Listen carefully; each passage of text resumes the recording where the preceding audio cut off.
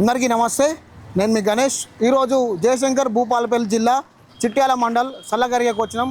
సల్లగరి దగ్గర ఒక అన్న సర్పంచ్ అభ్యర్థి బరిలో ఉన్నాడు. రమేష్ అన్న పేరు. అతను ఏ విధంగా అభివృద్ధి చేయాలనుకుంటున్నాడు, సల్లగరిగకు ఏమేం చేయాలనుకుంటున్నాడు, దాని మీద మనం ఒకసారి ప్రస్తావించి అడిగే ప్రయత్నం చేద్దాం. అన్న నమస్తే. అన్న మీ పేరు చెప్పండి. రమేష్ సిరిపల్లి అన్న చెప్పండి. ఇప్పుడు సల్లగరిగకు సర్పంచ్ అభ్యర్థిగా పోటీ చేస్తూ ఉన్నారు.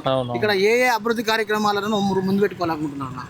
ముందుగా యువకులకు ముఖ్యంగా మనము ఏం చేయాలనుకుంటున్నాం అనేది మన మేనిఫెస్టో. ఏంటంటే మేనిఫెస్టో అనగానే వాళ్ళు ఏదో మనం ఇప్పుడు గెలిచి అవతల పడితే తర్వాత ఎవరు అడుగుతారని అనుకుంటారు. కానీ ప్రతి ఒక్క క్వశ్చను ప్రజలు వేసే స్వేచ్ఛ ఉన్నది, అడిగే హక్కు ఉన్నది. ప్రజాస్వామ్యంలో ప్రజలే న్యాయ నిర్ణేతలు. డబ్బులు పంచో, లేకపోతే ప్రలోభ పెట్టో, లేకపోతే మందు పంచో, లేకపోతే కుల సంఘాలనో, లేకపోతే అదానో ఇదానో చేస్తే అది ప్రజాస్వామ్యం అనబడదు. ఓటు హక్కును ఎట్లా వినియోగించుకోవాలో ఫస్ట్ చెప్తా. ఓటు హక్కును ఎట్లా వినియోగించుకోవాలి. సర్పంచ్ ఎలక్షన్స్ ఇవి. సర్పంచ్ ఎలక్షన్స్లో ఇట్లుంటాయి. 1 2 3 4 5 6 నెంబర్స్ వరకు ఉంటాయి. 7వది నోటా. మీరు ఇక్కడ నాకు సిరిపల్లి రమేష్ టీవీ రిమోట్ గుర్తొచ్చింది. టీవీ రిమోట్ గుర్తు మీద ప్రెస్ చేసి ఇట్లా మలవాలి. ఇట్లా మలిస్తే ఏం కాదు. ఇట్లా మలిచినామనుకో రిజెక్ట్ అవుతుంది ఓటు. ఇట్లా మలిచి లోపలే బ్యాలెట్ వేయాలి. అయితే ఎవరు చెప్పరు, ఎందుకంటే రిజెక్ట్ అయితే ఓటు వాళ్ళకు. మనం ఫస్ట్ ఓటు ఎందుకు వచ్చింది, అసలు మనకు బతికే హక్కు ఓటు ఎందుకు వచ్చింది, అంబేద్కర్ ఏం చెప్పిండు అన్నీ చెప్పాలి. ఓటు విలువ అప్పుడున్న బాబాసాహెబ్ అంబేద్కరు, గాంధీ గారు కూర్చున్న తర్వాత అవసరం లేదా ఓటు ఆడోళ్ళకి ఎందుకు అన్నాడు. డాక్టర్ బిఆర్ అంబేద్కర్ ద్వారా ఓటకు వచ్చింది మహిళలకు. సర్పంచులుగా, ఉప సర్పంచులుగా, వార్డు మెంబర్లుగా, రాష్ట్ర ముఖ్యమంత్రులుగా ఎంతమంది ఉన్నారో లేడీస్. ఇందిరాగాంధీ కూడా లేడీసే కదా. ఆమె కూడా వర్తించింది డాక్టర్ బిఆర్ అంబేద్కర్ వల్ల. మనము ఓటు హక్కు ఎట్లా వచ్చింది, డాక్టర్ బిఆర్ అంబేద్కర్ వల్ల వచ్చింది. ఇక్కడున్న సమస్యలు పేదలు ఉన్న నిరుపేద కుటుంబాలు ఉన్నాయి. నిరుపేద కుటుంబాలు నిన్న సాయంత్రం ఇక్కడ గండ సత్యనారాయణ ఈ కాన్స్టిట్యున్సీ ఎమ్మెల్యే వచ్చిండు. ఏం చెప్తుండే అంటే, మీరు మా పార్టీ అభ్యర్థిని గెలిపించకపోతే ఒక మోటార్ పైపు కూడా వేయలేరు అంటుండు. అంటే బెదిరిస్తున్నావా ఏం సత్యనారాయణరావు సార్? బెదిరిస్తురా సార్? ప్రజాస్వామ్యంలో ప్రజలే న్యాయ నిర్ణేతలు. ఎవరు కాదు, ఎవరు తొత్తులు కాదు, నీ కింద వర్కర్లు కాదు. వాళ్ళు ఓట్లు వేసి గెలిపిస్తేనే నువ్వు ఇవాళ ఎమ్మెల్యే అయినావు. వాళ్ళు ఆయన గండ రమణారెడ్డి సానుభూతితోటి ఆయన అట్లా అరాచకాలు చేయడం వల్లనే నీకు సానుభూతితోటి ఓటర్లు ఓటేసిళ్ళు. ఆ ప్రజల్నే బెదిరిస్తే నిన్ను ఏ స్థాయికి పెడతారో వాళ్ళకి తెలుసు. అది సబ్జెక్ట్ ఒకటి అన్న. ఇంకొకటి, ఇక్కడ బస్టాండ్లో కూర్చుంటే బస్టాండ్ లేదు. బస్టాండ్ ఎవరు కట్టియాలనే? బస్టాండ్ గ్రామ పంచాయతీ పరిధిలో ఉన్న బస్టాండ్ కట్టియాలి. బస్టాండ్ బాజాబ్తా కట్టిస్తా. బస్టాండ్ బాజాబ్తా కట్టించి అండర్ డ్రైనేజ్ ఎత్తా. లోపలికి వెళ్ళి అండర్ డ్రైనేజ్, అసలు వాటర్ ఎట్లకెళ్ళి పోతాయో కూడా తెలియదు. వాటర్ టాయిలెట్ ఒక 7-8 విలేజ్లు ఉంటాయి అన్న ఇక్కడ చల్లగారిగా. అంటే పెద్ద ఊరు, 5-6 విలేజ్ల జనాభా ఇక్కడికి వస్తుంది. ఇక్కడికి వచ్చినప్పుడు ఇక్కడ టాయిలెట్స్ లేవు. ఏడపోతారు? బస్సు దిగి 10 నిమిషాలు ఇక్కడ అర్ధగంట ఇక్కడ కూర్చోవాలి. ఎవరు క్వశ్చన్ చేయాలి? నాకు ఓటేస్తే నేనేం చేస్తా అనేది. నేను విద్యార్థులను అక్షరాభ్యాసం లెక్క విద్యావంతులను చేసి వాళ్లకు జాబులు రాకపోతే వాళ్ళు ఏ సైడ్ నుంచి చేయాలి, వాళ్ళ విధి విధానాలు ఏంది, వాళ్ళు ఎట్లయితే డెవలప్ అవుతారు. ఇప్పుడు ఒకటి ఉన్నది భయ్, ఒక ఆయన చనిపోతే 50 కిలోల బస్తా వేస్తున్నాం మనం. బస్తా వేసిన వాళ్ళని క్వశ్చన్ చేస్తలేను నేను. 360 రూపాయలు పెట్టి వానికి మనకు 360 రూపాయలు పెట్టి వాళ్ళకు హెల్త్ ఇన్సూరెన్స్ చేస్తే 5-6 లక్షలు వాళ్ళకి వస్తాయి కదా. నువ్వు పోయి ఆయనకు 5,000 ఇయ్యి 10,000 ఇయ్యి అని అనాల్సిన అవసరం లేదు కదా. ఎవరు అడుగుతారు, ఎవరు చెప్తారు? ప్రతి బ్యాంక్ అకౌంట్లో ఎస్బీఐలో కానీ, ఎస్బీహెచ్లో కానీ, ఆంధ్రప్రదేశ్ ఏపీజీలో కానీ 365 రూపాయలు పెట్టి తీసుకుంటే, పోస్ట్ ఆఫీస్లో ఇన్సూరెన్స్ తీసుకుంటే 5 నుంచి 10 లక్షల దాకా ఉన్నది. నీకు ఎవ్వరు వచ్చి బియ్యం బత్తా అవసరం లేదు, ఎమ్మెల్యే వచ్చి నిన్ను పరామర్శించలేదు. ఎవరు చెప్పాలి? యువతకు చెప్పుకోవాలి. ఇప్పుడు ఒకవేళ మనోళ్ళు ఒక డిగ్రీ దాకా చదువుకున్న వాళ్ళు, డిగ్రీ వరకు చదువుకున్న వాళ్ళకు ఉపాధి అవకాశం ఎట్లా కల్పిస్తా అంటే, సెంట్రల్ గవర్నమెంట్ ఫండ్స్ ఉంటాయన్న. సెంట్రల్ గవర్నమెంట్ కోళ్ళ ఫామ్ కానీ, గొర్రెల ఫామ్లు కానీ 50 లక్షలు సబ్సిడీ. 50 లక్షలు సబ్సిడీ వస్తుంది. 50 లక్షలు నువ్వు కట్టాలి. నువ్వు కోళ్ళ ఫామ్ షెడ్ వేసుకో, బాజాప్తుగా నీకు పనికిరామ్ భూములల్లో నువ్వు లీజ్ ఆఫ్ అగ్రిమెంట్ చేయించుకో, నేను చేపిస్తా. ఇదే ముందటున్నాడు మురళిని అడుగు. ఏపీజీవిలో పోయి అడిగిన ఆర్బీఐ గైడ్లైన్స్ ప్రకారం ఊరికి ఎన్ని ఇచ్చినావు నువ్వు లోన్లు అంటే, ఎవరు వస్తలేరు నా దగ్గరికి అంటుండు. ఎవరు వస్తలేరంటే చెప్పాలా భయ్, నువ్వు అడ్వర్టైజ్మెంట్ చేయి. నిరుపేద కుటుంబాలున్నాయి చల్లగారు కదా. ఎంతమంది బాత్రూమ్ లేకుంటున్నారు. సోయి లేదా? రాజకీయం చేసిన వాళ్ళకి సోయి ఉండదా? సోయి ఉండదా? ఎమ్మెల్యే వచ్చి నేను రోడ్లు అది చేసినా ఇది చేసినా రోడ్లు, ఊరికి ఏం చేస్తావో చెప్పు ఫస్ట్. ఊరికి చల్లగారుగా విలేజ్కి ఏం చేస్తావో చెప్పంటే, నేను 60 కోట్ల సిసి రోడ్డు పోసిన, 50 కోట్ల సిసి రోడ్డు పోసిన, రేపాక నుంచో జూకోల నుంచో చిట్యాల నుంచో బ్యాంక్ వస్తారు. అత్తే వాళ్ళు లేడీస్ వస్తే ఏడ కూర్చుంటారు, లాట్రూమ్ పోతారు. ఆడవాళ్ళు వస్తే, మగవాళ్ళు వస్తే ఏమన్నా చెట్టు చాటుకు పోయి పోతారు. ఆత్మగౌరవం మీకే ఉంటుందా? ఆత్మగౌరవం మాకు ఉండదా? అంబేద్కర్ సాక్షిగా చెప్తున్నా, ప్రతి నిరుపేద కుటుంబం నుంచి ఏ కులమైన వాళ్ళకే అవకాశం నా దగ్గర. ఇవన్నీ జాంతనాయి. ఎమ్మెల్యే సంతకం పెడితేనే అవుతా అంటే ముఖ్యమంత్రి దగ్గరికి పోతా భయ్. నేను ముఖ్యమంత్రి దగ్గర పోయి మాట్లాడతా. రమేష్ గారు అనేటోడు ముఖ్యమంత్రి దగ్గర పోయి సంతకం పెట్టించుకొస్తాడు. అది అభివృద్ధి చేసుకోవాలి నా ఊరంటే ప్రజలు ఆలోచిస్తారు. ప్రజలు ఎట్లా ఆలోచిస్తారంటే, నోటుకో కోటరుకో ఆలోచిస్తే అది వాళ్ళ ఇష్టం. అది మనం ఏమంటున్నా అంటే, చూడు బ్రదర్, ఇగో ఈ అంబేద్కర్ విగ్రహానికి స్టిక్కర్లు ఎత్తారే, వాళ్ళు విద్యావంతులా ఉన్నత ఏ వర్గాల చెప్పు మీరు చూడండి. ఇక స్టిక్కర్లు అతికిస్తారా? ఈ అంబేద్కర్ స్టాచ్యూకు స్టిక్కర్లు అతికిస్తారా వాళ్ళు? స్టిక్కర్లు ఎట్లా అతికి ఆయన ఉండదు, మినిమం ఉంటుంది కదా, మినిమం కామన్ సెన్స్ ఉండాలి కదా. అంబేద్కర్ స్టాచ్యూకి అవి వేసిర్రు, అది రాజకీయం. ఓకే బ్రదర్, అసలు విషయం ఏంటంటే, ఇప్పుడు మేము వస్తుంటే కూడా రోడ్లు మొత్తం డ్యామేజ్ ఉండిపోయినాయి, పొక్కలతో కూడిన రోడ్లు ఉన్నాయి. ఇంతవరకు దీనికి డెవలప్ కూడా లేదు కదా. మరి ఏ విధంగా అసలు ఇక్కడ ఉన్న ఎమ్మెల్యే ఏం చేస్తున్నారు? అసలు ఈ డెవలప్ ఏడబోతున్నది? ఇక ఎమ్మెల్యేని అడగాలి. అది నేను గ్రామ సర్పంచ్ అభ్యర్థిని. నేను అది ఎమ్మెల్యే అడగాలి, ఎమ్మెల్యే మనసులను అడగాలి. సరే, ఇప్పుడు నువ్వు సర్పంచ్ అయితే నువ్వు ఈ రోడ్లు నేర్పిస్తావు? మరి రోడ్లు నేనే వేయించుడు ఎక్కడ? బాజాప్తుగా ప్రజలు వేయించుకుంటారు.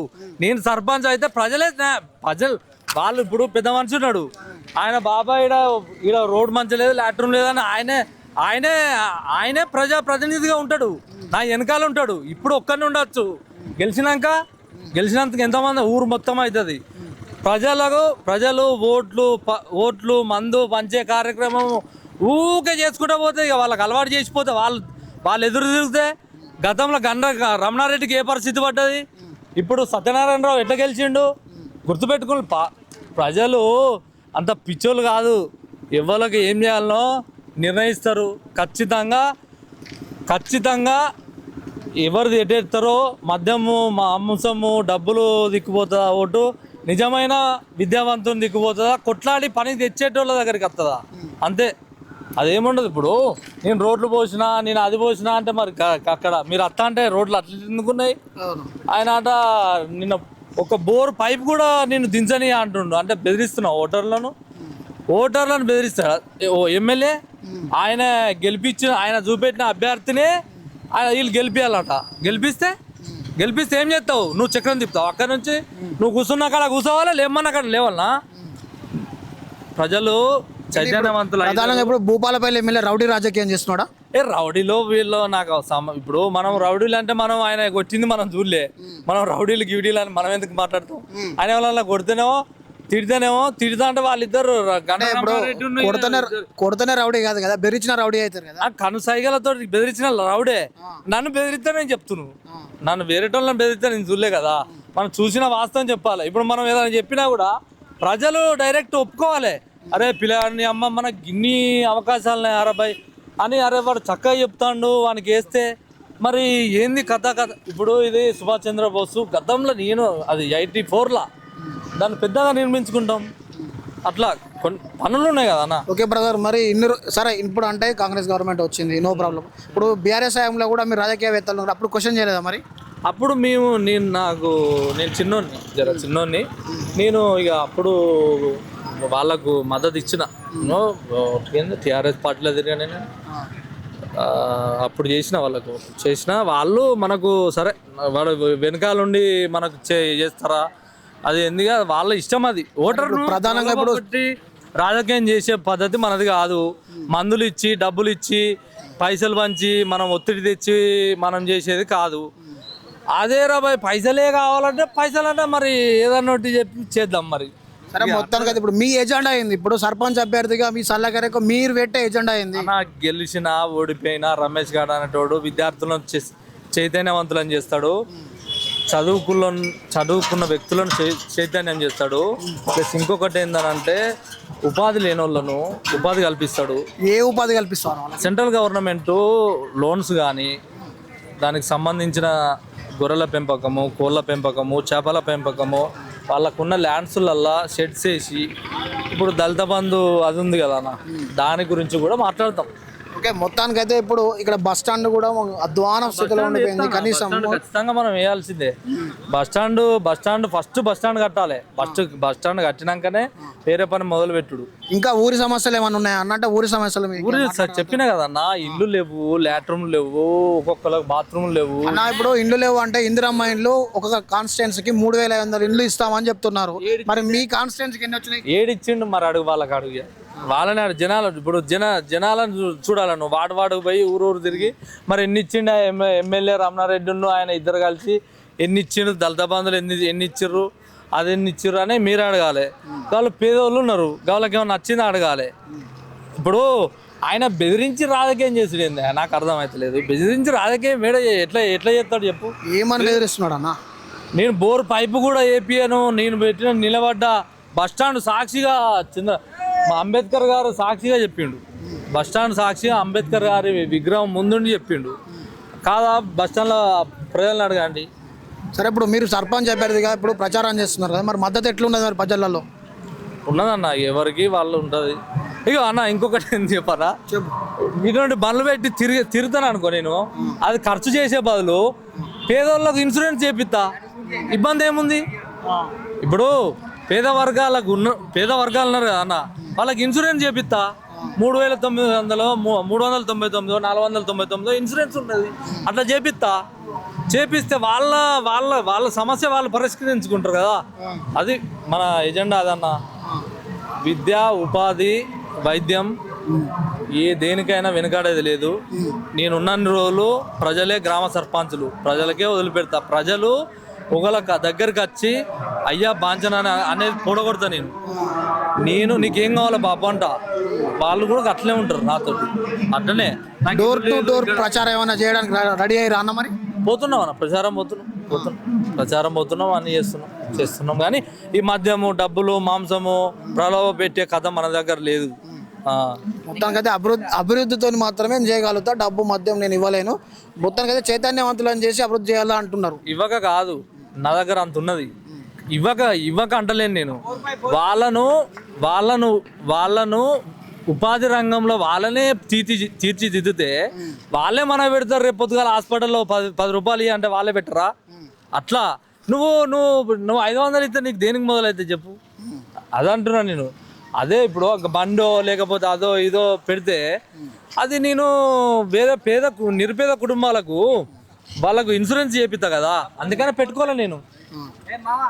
సరే మొత్తానికైతే ఇప్పుడు చూసుకుంటే ఇక్కడ ఉన్న రమేష్ అన్న గారు కేవలం అభివృద్ధి దశలోనే చేయడానికి నేను రెడీ ఉన్నాను. అదేవిధంగా ఇక్కడ కొన్ని రాజకీయాలు కుళ్ళు కుతంత్రాలతో నడుస్తూ ఉన్నాయి. కనీసం అభ్యర్థిని కూడా పోటీ చేయడానికి ఇక్కడ కుతంత్రాలు చేస్తూ అభ్యర్థులను ఓడగొట్టే ప్రయత్నం చేస్తూ ఉన్నారు. స్థానిక ఎమ్మెల్యే గారు కూడా ఏదో బోరు పైపు విషయంలో కూడా ఇక్కడ నేను పెట్టిన అభ్యర్థిని గెలిపించాలి, లేదంటే ఇక్కడ కనీసం ఒక బోర్ పైపు కూడా వేయలేను అని చెప్పి మాట్లాడుకొచ్చిన వ్యవస్థ. అదేవిధంగా అభివృద్ధి కూడా మొత్తం ఇక్కడ అంధకారంలో ఉన్నట్టున్నది. ఇప్పుడు రాంగగూడెం చూస్తూ ఉన్నాం, రోడ్లు దయనీయంగా తయారైనాయి. ఇక్కడ ఒక బస్ స్టాండ్ లేదు, మహిళలు ఉండడానికి లెట్రిన్స్ కూడా లేవు.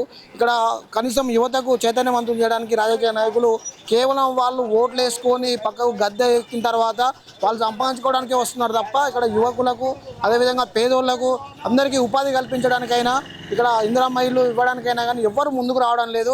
నేను గెలిస్తే పక్కాగా పేదోళ్లకు నేను న్యాయం చేస్తా, నా దగ్గర డబ్బు లేకపోయినా కానీ అభివృద్ధి చేయాలన్న లక్ష్యం ఉన్నది.